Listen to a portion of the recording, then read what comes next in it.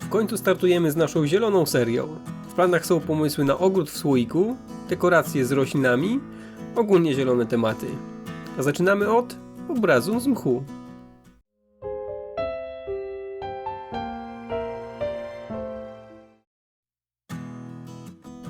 Jesteśmy fanami filozofii Zero Waste, dlatego do naszego obrazu wykorzystamy ramkę i połamaną płytę HDF uratowane ze śmietnika oraz starą listewkę pozostałą z naszych poprzednich prac. Listewki posłużą nam do podzielenia obrazu.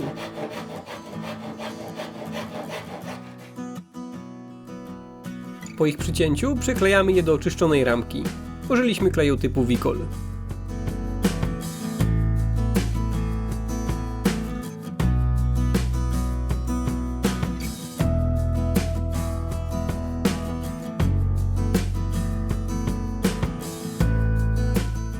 Drewniane elementy malujemy białą farbą akrylową.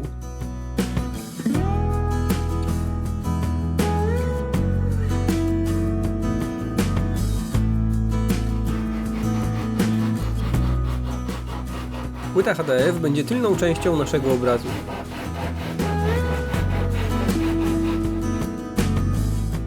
Przyciętą płytę umocujemy do ramki za pomocą kleju i zszywek.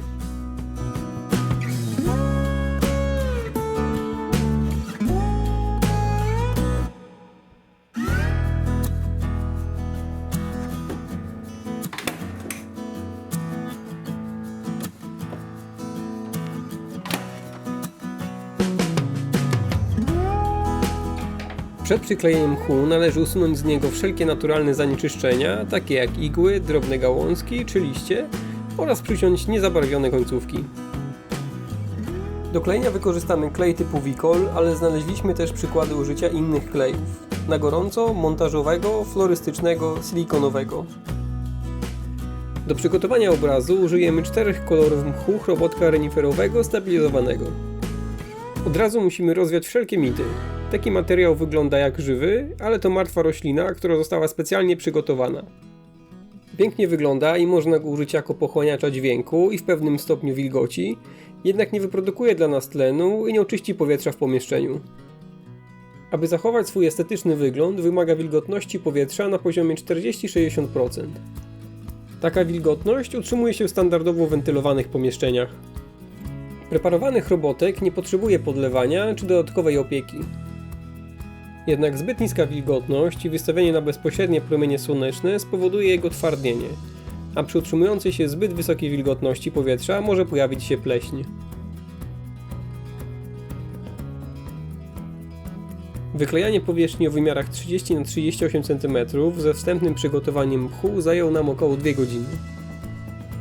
Jednak warto było poświęcić ten czas, bo nie wiem jak wam, ale nam efekt końcowy bardzo się podoba.